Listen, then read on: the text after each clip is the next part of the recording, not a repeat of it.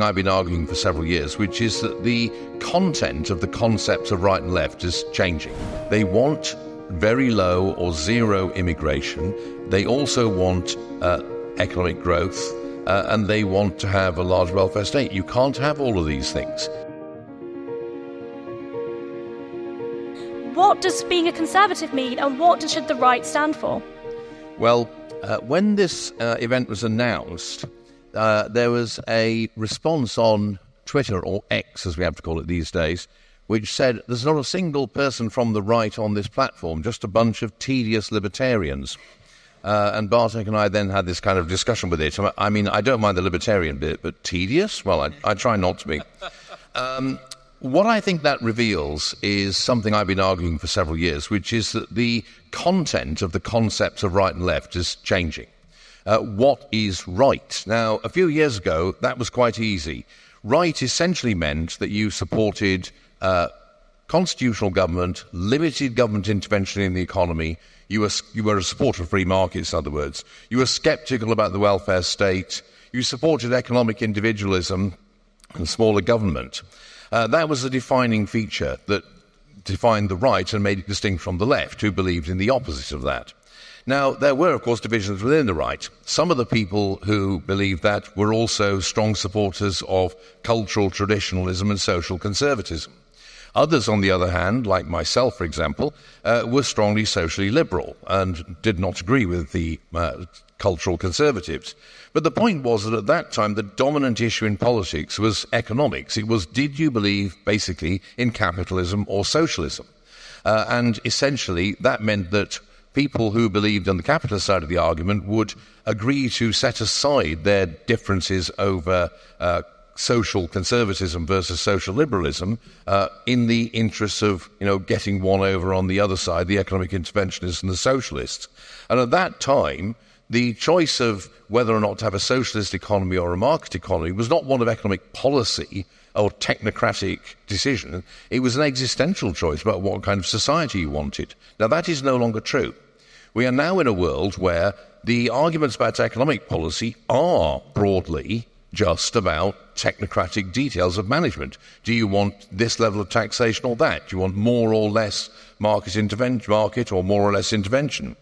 The really big dividing issue in politics now, and the one that the people responding to the announcement of this event on X clearly have in mind, is that about national identity and about whether you believe in a world of nation states, a very strong, thick notion of national identity, or whether you are a global cosmopolitan. And the kind of issues that divide people now are questions like immigration and the extent to which it should be controlled or even reversed, according to some people increasingly. It's also questions like, do you believe that there should be a regime of international rules and regulations which may be interpreted by the courts as overriding the wills of national democratic majorities expressed through national elections? These are the kind of issues that divide people now. Now, what does that mean? Well, the trend on the right in country after country is towards a kind of politics that combines, on the one hand, strong nationalism, anti-globalism, with an increasingly interventionist model of economic theory, a kind of neo-mercantilism.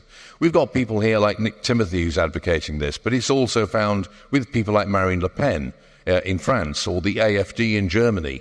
There are some people, such as Reform, I think here in the UK, or most of Reform at the moment anyway, who still combine nationalism on the one hand with free markets on the other. The Vox party in Spain was very much like that, still leans that way. But I think myself that is an unstable combination. And also, it's electorally unstable. And I think that the direction that what is going to be the right going forward is going to have is the one I've just described, a combination of left of centre on economics in the traditional sense of the term, with strong nationalism and an emphasis on national identity. That's not to say that I agree with that, by the way. It's my diagnosis as to the way things are going. And I'll conclude by saying that one of the things that happens when you have realignments is that people whose views have not changed in the slightest suddenly discover that having spent a lifetime being told they're on the right, they suddenly find everyone says they're actually on the left. And conversely, people who've been, dyed-in-the-wool radicals or leftists suddenly find that everyone thinks they're on the right. There are many historical examples of this. And that means, I think, that going forward, quite a lot of people who've thought of themselves on the liberal centre-right are going to find themselves classified as moderate left, or even extreme left on some issues. Conversely, we're going to see movement in the opposite direction. Steve, Davies, I wonder if you could answer that last question, sort of about political realignment, but also specifically if you think that in this world, in the future, that a sort of pact between the Conservatives and Reform UK could exist. My direct answer is no, I don't actually. I can conceive of it maybe happening, but I think it would actually be deeply counterproductive, and I'll very quickly say why. I don't think the Australian example you give of the rural socialist of the country party being allied with Menzies' Liberal Party translates over here. The problem, I think, that the Conservative Party faces, and I'm speaking as somebody who's got, I can honestly say I've never voted Conservative, and I'm never been a member of the party, is that it used to be the case that the right of British politics was the Conservative Party, but that is no longer true. We now have two different kinds of right. And an emergent kind of right, I think, is actually anti-liberal. It's opposed to the kind of liberty-centred view of conservatism that Steve Baker and Jack Rankin between them have both articulated. Now, the thing is, you might say, OK, you've got 4 million Reform votes, you've got however many million votes it was the Tory party got. If you put them together, you've got a total share of the electorate, which is not far behind Labour's total, in fact. But if you were to have a pact of that kind, I think, sure, you would get about half of the current Conservative voters going along with it, but you'd lose another half, probably to the Liberal Democrats.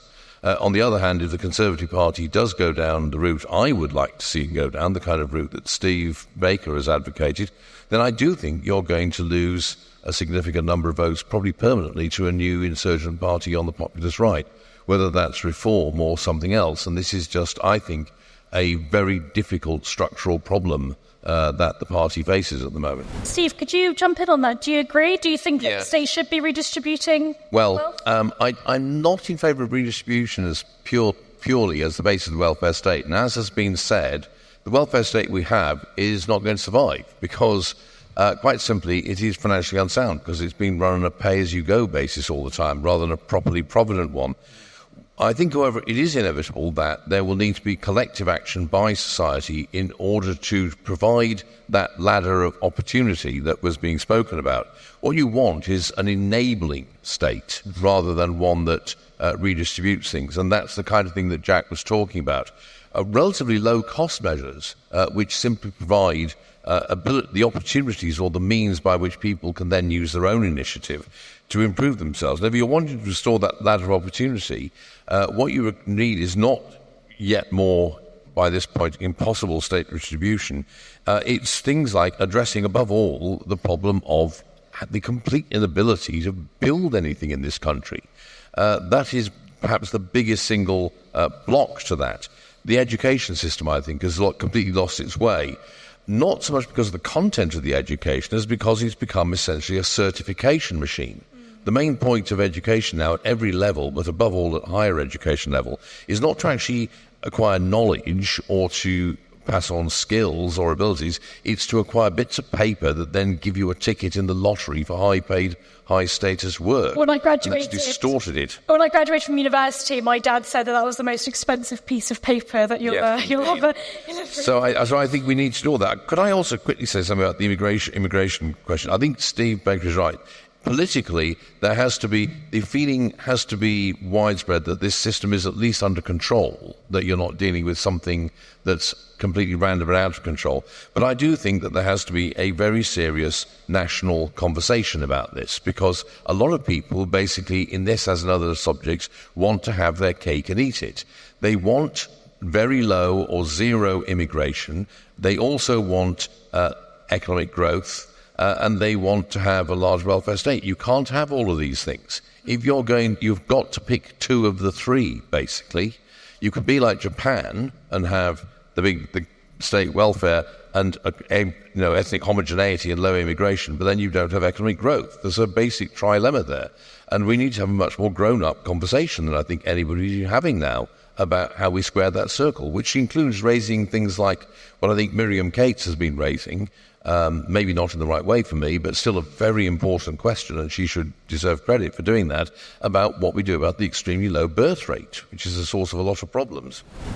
There's the question about there's the question of why is the right fragmented and the left is not. Actually, the left is fragmented. It's just at the moment it's not apparent or obvious, but there's fragmentation on both sides of politics at the moment. What you've got one of the questions was, how do you recruit the right people? That is a big problem, again, on both sides of politics. What you have at the moment is a kind of machine political process on both left and right that is looking to recruit a kind of standard identikit politician who will basically play well on the media. That's what the main criterion is. And why is the right apparently at the moment more fragmented than the left? It's because of the realignment. It's being pulled apart by the realignment of politics around a new range of issues. We do not have a singular right in the contemporary British scene. What you have is at least two different kinds of right. And as I think will soon become apparent, in about 18 months' time, if not sooner, there's going to be at least two, probably three different kinds of left as well. I think Keir Starmer is going to, look back on his last couple of weeks with a kind of like fond nostalgia next year. He's going to have a lot of problems on his plate.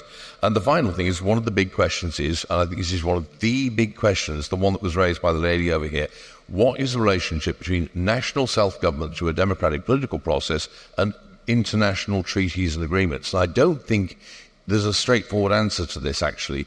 The way these institutions work at the moment, which is causing such a huge political backlash, of often a very unpleasant kind, I have to say, that really something has got to give. And there are a lot of the treaties that simply way past their sell-by date. But on the other hand, I don't think we should go down the route of having no international agreements. That would be, in many ways, particularly in the area of trade, absolutely disastrous. So we need to redo this.